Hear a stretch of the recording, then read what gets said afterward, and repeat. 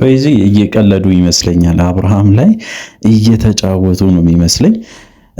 ይሄ ሁሉ ነገር ድራማ ይመስለኛል። እኔ በግልጽ መናገር የምፈልገው ምክንያቱም አብርሃምን ከአንዴም ሁለቴም እንደዚህ ሲያረጉት እየሳቁ ነበረ በጣም በተደጋጋሚ እሱን እያዩ። ያው አብርሃም ባዘነበት ሰዓት ማዘንም አይባልም ባይዘ ይሄ ነገር በጣም በተናደደበት ሰዓት ላይ እነሱ ሙድ እየያዙ ከሆነ በእርግጠኝነት ይሄ ነገር ድራማ ወይም ደግሞ ፕራንክ ነው ማለት ነው። ያው እንዳያችሁት ነው እንግዲህ በተለይ ሮቤል የሆነ ነገር ሲል ነበረ፣ ፈረንጁም የሆነ ነገር ሲል ነበረ። በዚህ ቪዲዮ ላይ አዳዲስ ነገሮችን ታያላችሁ። ስለዚህ እንግዲህ ለዚህ ቻናል አዲስ ከሆናችሁ ከወዲሁ ሰብስክራይብ ማድረግ እንዳይረሳ። አዲስ ካልሆናችሁ እንደተለመደው ቪዲዮአችን ላይ ካርጉ ሐሳብ አስተያየታችሁን ኮሜንት ስራ አስቀምጡልን። እስቲ እንግዲህ ወደ ቪዲዮ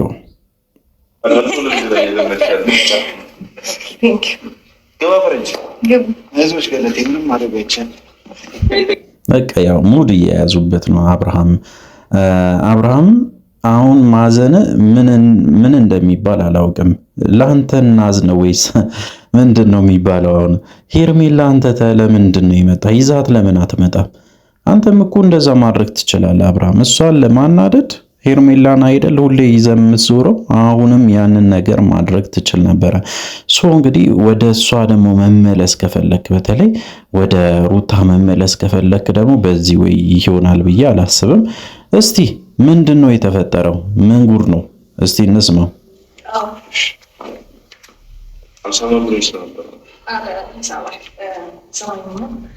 በቃ ያው ሙድ እየያዙበት ነው እነሱ፣ ሌላ ታሪክ ውስጥ ገብቷል።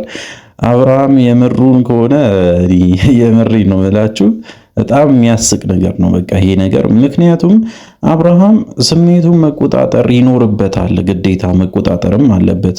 እንደዚህ አይነት ስሜት የሚሰማው ከሆነ መጀመሪያውኑ ወደዚህ አይነት ነገር ውስጥ መግባት አልነበረበትም። እሱ ነው ነገሮችን ያበላሽ። እስከዛሬ ድረስ እንግዲህ ነገሮችን ሲያበላሽ የነበረ አብርሃም ነው። እንደዚህ አይነት ስሜት ውስጥ የሚገባ ከሆነ ወይም ደግሞ የሚሰማው ከሆነ የእውነት ሩታን የሚወዳት የሚያፈቅራት ከሆነ እንደዚህ አይነት ነገር ውስጥ መግባት አልነበረበትም። አሁንም ይሄ ነገር ይቀጥላል። በይዚ እንደ ቀልድ የሚተው አይመስለኝም። አብርሃም አሁን ወደ ራስ ተመልሰ ተረጋግተ ማሰብ ይኖርባል። ተመልከቱ አቡሻን ደግሞ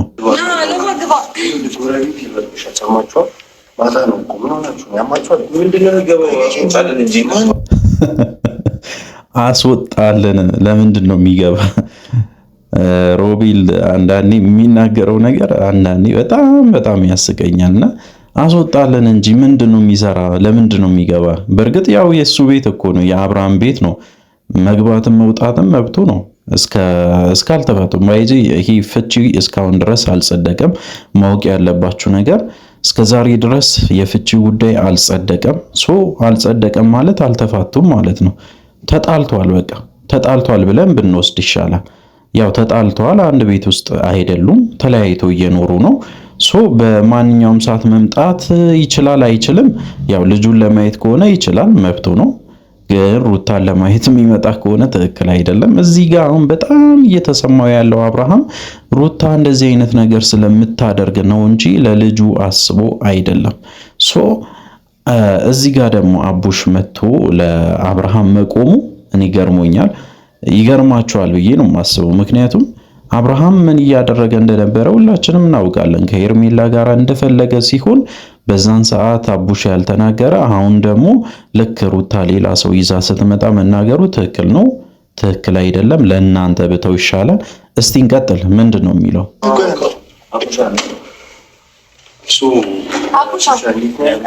ደስታ ይባላል።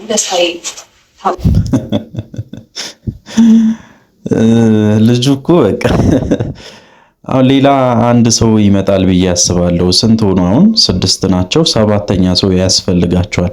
ከሁሉም ነገር የጸዳ መሃላችሁ ላይ ቆሞ ዳኛ ሆኖ ሚዳኝ ሰው ያስፈልጋል ብዬ ነው የማስበው። እነሱ በዚህ በኩል ጀማው 4 ሆኗል። እንግዲህ 4 ተመሳሳይ ሰዎች ተፈጥሯል። 2 ደግሞ በጭራሽ እንግዲህ እነሱን የሚቃወሙ ሰዎች ሆኗል። አቡሻ በተለይ በዚህ ሰዓት የምትናገረውን ነገር ቀስ ብለህ ተረጋግተህ መናገር ጥሩ ነው። እውነት እኔ አይቻለሁ ሙሉ ቪዲዮ። ግን አቡሻን የታዘብኩበትን መንገድ ልንገራችሁ። እስከዛሬ ድረስ ሄርሜላ እንደዛ ስታደርግ ምንም ያልተነፈሰ ልጅ ዛሬ ሩታ ይህን ነገር ስታደርግ መናገር የሆነ ትክክል ያልሆነ ነገር ይታየኛል። ሌላ ምንድነው ሮቤልን ነው። ሮቤልን እዚህ ጋር እንግዲህ ያየሁት ድራማ እየሰሩ እንደሆነ አክት እያደረገ ነው። ድራማ እየሰሩ ነው ኮምፕሊትሊ። እውነቱን ለመናገር ሩታ ፈረንጁ በተለይ አሁን ይሄ መጣው የሩታ አፍቃሪ ደስታ የተባለና እንደዛው ሮቤል አራቱም ተስማምቶ ቁጭ ብሎ ያሴሩት ድራማ ነው። ይሄ ፕራንክ ነው። ሶ አብርሃምን በደንብ እየፈተሹት ነው። አብርሃም የምር ተቀይሯል ወይ? ስሜት አለው ለሩታም እስከዛሬ ድረስ ስሜት አለው፣ ያፈቅራታል፣ ከልቡ ይፈልጋታል የሚለውን ነገር በደንብ አድርጎ እያጠኑ ይገኛሉ። ሶ ድራማ ነው ብዬ ነው ማስበው። በራሴ በኩል ነው፣ ይሄ የራሴ እይታ ነው። ምክንያቱም 1 2 3 ብዬ የምነግራችሁ ምክንያቶች አሉ። በተለይ ይሄን ቪዲዮ ሲቀረጽ እያንዳንዱ ማየት ይቻላል። ከመግቢያው ጀምሮ አብርሃምን ሲያሾፉበት ነበረ። ማሾፍ ብቻ አይደለም ሲስቁ ነበረ። አብርሃም የሆነ ሲናደድ እነሱ ተደብቆ ወይም ዞር ብሎ ካሜራ ላይ ላለመታየት ሳቃቸው ይመጣ ነበረና ከፊታቸው ላይ ከምታዩት ነገር መገመት ትችላላችሁ። ሶ አብርሃምን ፕራንክ እያረጉት ነው ወይ ድራማ እየሰሩ ነው ወይም ደግሞ እየፈተኑት ይገኛሉ። ከሶስቱ በእርግጠኝነት አንዱ ይሆናል። ሶ ሩታ ይህንን ሰውዬ ወዳ አፍቅራ ነው ምናምን አይመስለኝም። ምክንያቱም በአንድ ጊዜ ወደ ፍቅር መሄድ እጅግ በጣም ይከብዳል። ከምታስቡ በላይ ትልቅ ስሜት ስለሆነ ይሄ ነገር በቀልድ የሚመጣ አይነት ስሜት አይደለም። ሶ እንቀጥል። እንግዲህ ምንድነው አቤል በተለይ አቤል ይመጣል መሰለኝ እዚህ ጋር የሆነ ታይም ላይ መጥቶ ቀወጥ ሲያደርግ አይቻለሁ። አቤልን ተውትና እስቲ እነ ሮቤልን እንስማ።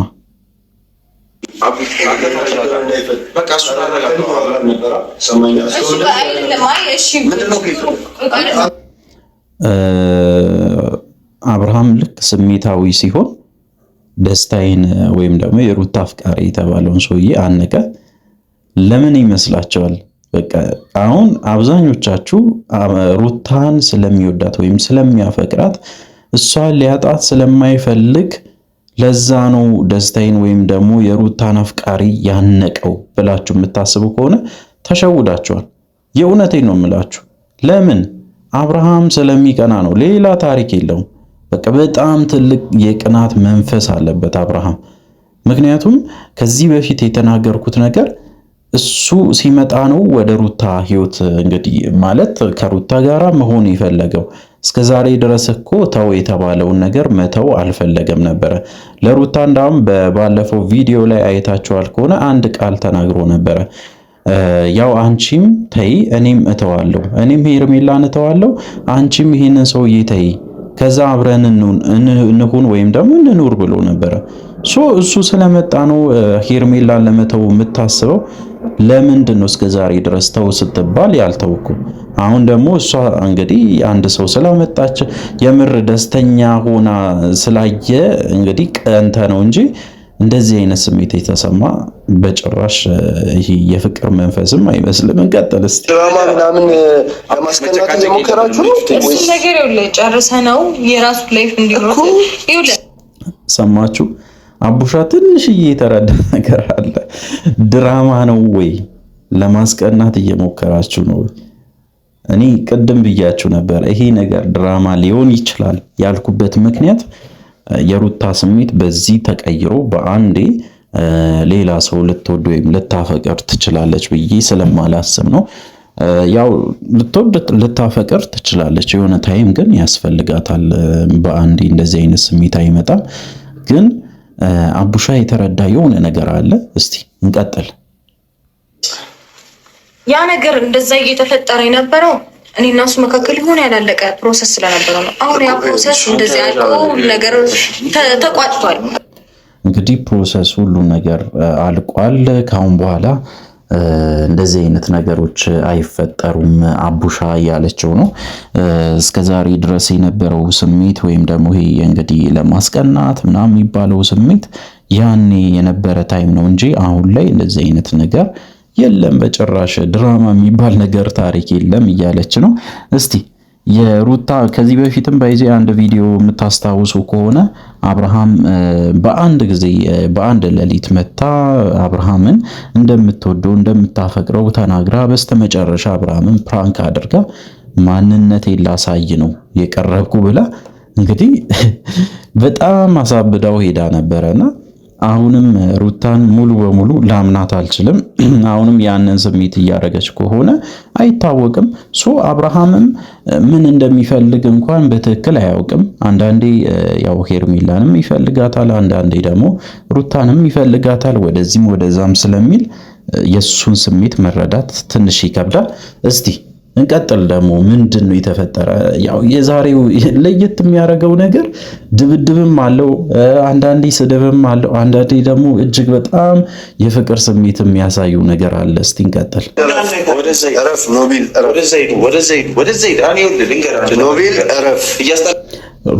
ሮቤል እረፍ የሚለው አቡሻ ነው። በይዜ እየሰማችሁ ከሆነ አብርሃምን መያዝ ትችላለህ አቡሻ አብርሃምን መያዝ ትችላለህ። በቃ አብርሃምን እየደገፍክ ከሆነ አብርሃምን መያዝ ነው እንጂ መሀላቸው አንዱን እንትናተው አንተ ደግሞ በል ምናምን አይነት ነገር አይደለም። እንደዚህ አይነት ነገሮች በዚህ ነገር እንዲባባስ ነው የሚያደርጉት።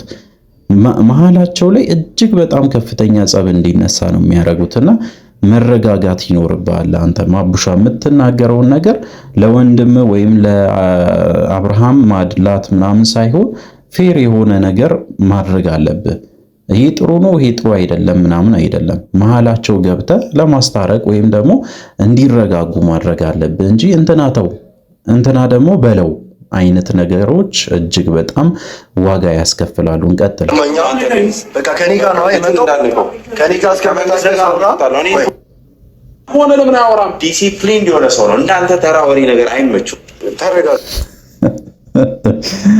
በቃ ሮቤል የሚናገረው ነገር በጣም የሚያስቀው በጣም ማለት ነው። ለልጁ መቆሙ ጥሩ ነው። በእርግጥ ያው አብርሃምን በደንብ አድርጎ ልክ ልኩን እየነገረው ነው በዚህ አጋጣሚ። ምክንያቱም አብርሃም በጣም አናዶታል። ከዚህ በፊትም በጣም ብዙ ጊዜ ማለት ይቻላል አብርሃም ወደ ራሱ እንዲመለስ ከፍተኛ ጥረት ሲያደርጉ ነበረ። አብርሃም በዛን ሰዓት እነሱን እያናደደ ነበረ። አብርሃም እኮ ቅጥል እያደረጋቸው ነበረ፣ በቃ አልሰማ ብሏቸው ማለት ነው። አሁን ደግሞ እነሱ በተራቸው አብርሃምን በደንብ አድርጎ እያናደዱት ነው። ያው እንግዲህ እንደ በቀልም ውሰዱት፣ እንደፈለጋችሁት ውሰዱ። እንግዲህ በደንብ አድርጎ አብርሃምን እያንጨረጨሩት ነው የሚገኘው። እስቲ እንቀጥል።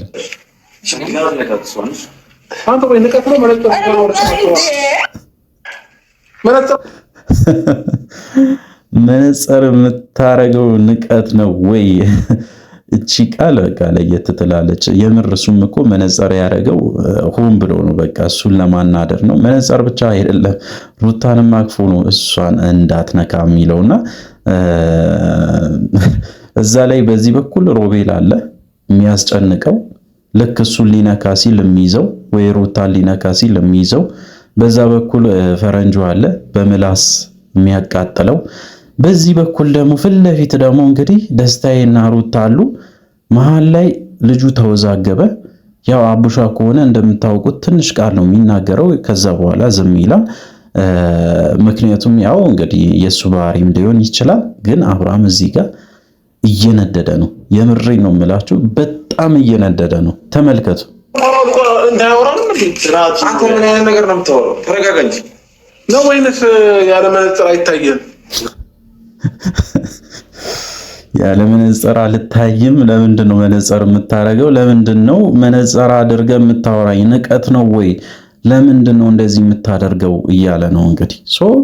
ይህ ልጅ የፈለገውን ማድረግ ይችላል። በዚህ አሁን ማወቅ ያለባችሁ ነገር አብርሃም ያልተረዳ ነገር እሱ መነጽር አረገ፣ እሱ ሱፍ አረገ፣ እሱ ዘነጠ ምናምን ሳይሆን እዚህ ጋር ነገሮች ለመፍታት ከፈለገ ወይ ከዚህ ቦታ መሸሽ አለበት። በእርግጠኝነት በየቀኑ እየመጣ እንትን አታደርግ፣ አበባ አትስጣት፣ እንዳታክፋት፣ እንዳትስማት ምናምን በቃ ነገሮችን ተቆጣጥራ አችልም። በዚህ አብርሃም የሷ መሄድ የሷ ልብ ሄዷል ከሆነ ወይም ደግሞ ያንን ሰው ወዳ አፍቅራ ከሆነ አለቀለ በቃ ያንተ ላይፍ አላ የጀመርከው ላይፍ አለ እሱ መቀጠል አለብህ ማለት ነው።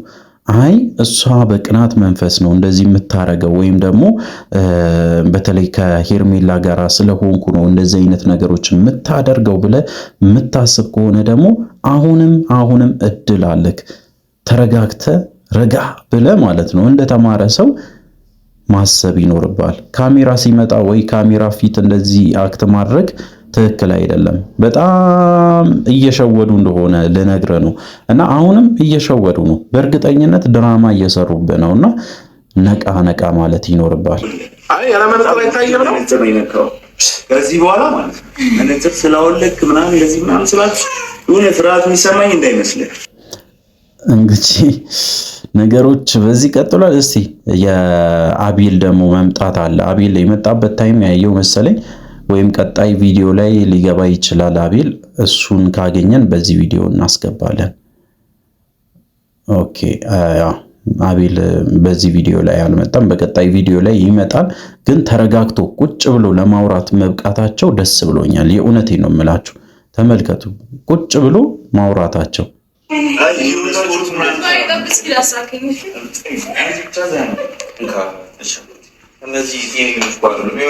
እየተንከባከቡት ነው በቃ ደስታዬንና በቃ እነሱ የራሳቸውን ላይፍ ኢንጆይ እያደረጉ ነው። ደስ ብሏቸዋል እና አብርሃምን በደንብ አድርጎ ነው ያናደዱት። አብርሃም እንግዲህ በዚሁ ከቀጠልክ ታራለህ። ስለሆነ ከዚህ በኋላ ማድረግ ያለብህ ሩታን ለመበቀል መምጣት ሳይሆን ተረጋግተህ ነገሮችን ለመፍታት ሞክር። ሁሉም ነገር ያው እንደዚህ ሊሆን ይችላል። አንተም ከዚህ በፊት ያደረካቸው ነገሮች ከምልህ በላይ እጅግ በጣም ከባድ ነበረ። የእውነቴ ነው የምልህ አብርሃም በጣም ከባድ ጊዜያትን እንድታሳልፍ አድርጋታልና ዛሬም ካሁን በኋላም ጠንቀቅ ብለህ የወደፊቱን ህይወት ማሰብ ይኖርባል ብዬ ነው የማስበው። በተለይ እንግዲህ ለዚህ ቻናል አዲስ ከሆናችሁ ከወዲሁ ሰብስክራይብ ማድረግ እንዳይረሳ። በቀጣይ ቪዲዮ እስከምንገናኝ ድረስ በያላችሁበት ጤናና ሰላም ይሁንላችሁ።